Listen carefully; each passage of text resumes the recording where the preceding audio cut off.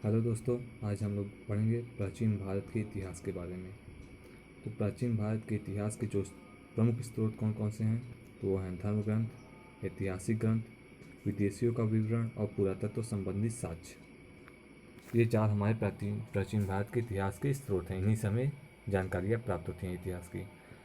चलिए, next topic है हमारा सबसे प्राचीन धर्म ग्रंथ हमारा कौन सा है, तो वो है वेद, जिसको महर्षि वेद व्यास ने लिखा था। इसके संकलनकर्ता महर्षि वेद व्यास हैं। वेद हमारे चार हैं: ऋग्वेद, यजुर्वेद, सामवेद, अथर्ववेद। तो ऋग्वेद के बारे में आज जानते हैं। ऋग्वेद ऋग्वेद वह वेद है जिसमें ऋचाओं का ज्ञान हमें प्राप्त होता है। ऋग्वेद में 10 मंडल स्थित हैं, 1028 सूक्तियाँ हैं और 10,462 ऋचाएँ इसमें लिखी गई हैं। ऋग्वेद के तीसरे मंडल में गायत्री मंत्र का उल्लेख मिलता है और 10वें मंडल में चतुस्वर्ण समाज का भी उल्लेख हमें मिलता है। चतुस्वर्ण समाज 4 वर्णों में जो विभाजित हुआ, उसका उल्लेख हमें ऋग्वेद के 10वें मंडल में प्राप्त हुआ। अगला हमारा वेद है यजुर्वेद।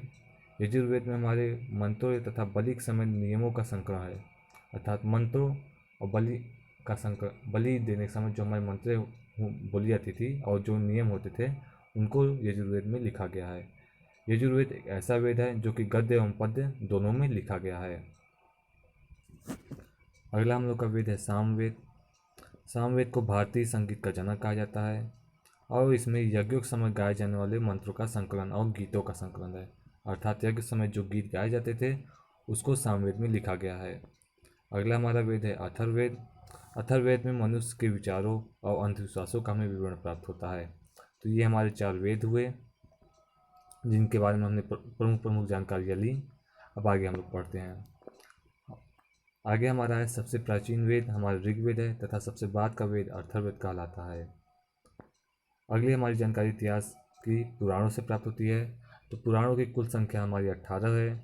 इसके रचयिता लोमहर्ष या उनके पुत्र उग्रश्रवा को माना जाता है। सबसे प्राचीन पुराण हमारा मत्स्य पुराण कहलाता है।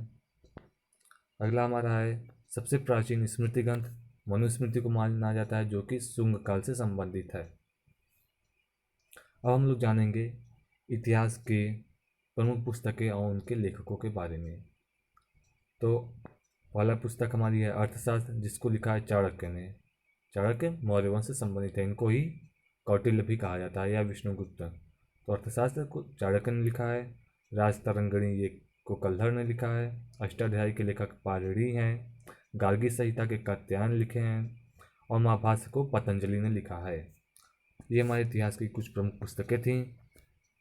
तो आज हम लोगों ने इतिहास के बारे में इतना जाना। आगे हम लोग जानते हैं भारत के प्रागैतिहासिक काल के बारे में। प्रागैतिहासिक काल उस काल को कहते हैं जिसमें मनुष्य की घटनाओं का कोई लिखित विवरण उपलब्ध हमें नहीं है, अर्थात मनुष्य था, घटनाएं घटित होती ही थी, लेकिन मनुष्य उस समय लिखने की कला को नहीं जानता था। मनुष्य उस समय लिखने कला नहीं जानता था। तो ये हमारा प्रागैतिहासिक काल हुआ। उसके बाद आता है हमारा आद्य ऐतिहासिक काल।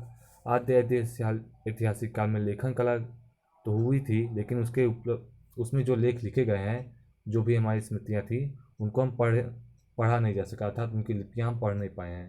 तो आद्य ऐतिहासिक काल वह काल कहलाता है जिसमें लेखन कला के प्रचलन के बाद भी उपलब्ध लेख पढ़े नहीं जा सके। फिर आता हमारा पूरा पाषाण काल। पूरा पाषाण काल की प्रमुख घटना है आग का आविष्कार। आग का आविष्कार कब हुआ था? पूरा पाषाण काल में। ये एक बहुत इंपॉर्टेंट प्रश्न है।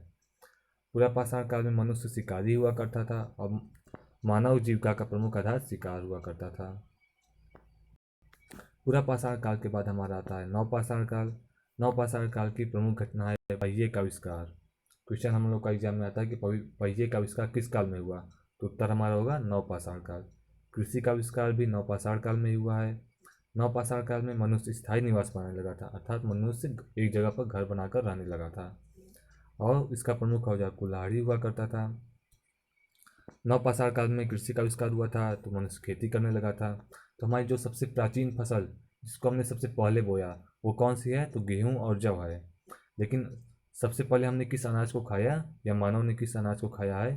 तो उसका उत्तर होगा चावल। इसको आप लोग ध्यान से देखिएगा। प्राचीन फसल कौन सी है? गेहूँ और जौ। लेकिन अनाज कौन सा है सबसे प्राचीन? चावल। और ये हमें कहाँ से जानकारी प्राप्त होती है? मेहरगढ़ में जो साक्ष्य प्राप्त हुए हैं, जो लिपियाँ प्राप्त हुई हैं, उनसे हमें ये जानकारी प्राप्त होती है। अगला हम लोग का है सिंधु सभ्यता। अब हम लोग जानेंगे सिंधु सभ्यता के बारे में। तो सिंधु सभ्यता कब से कब थी?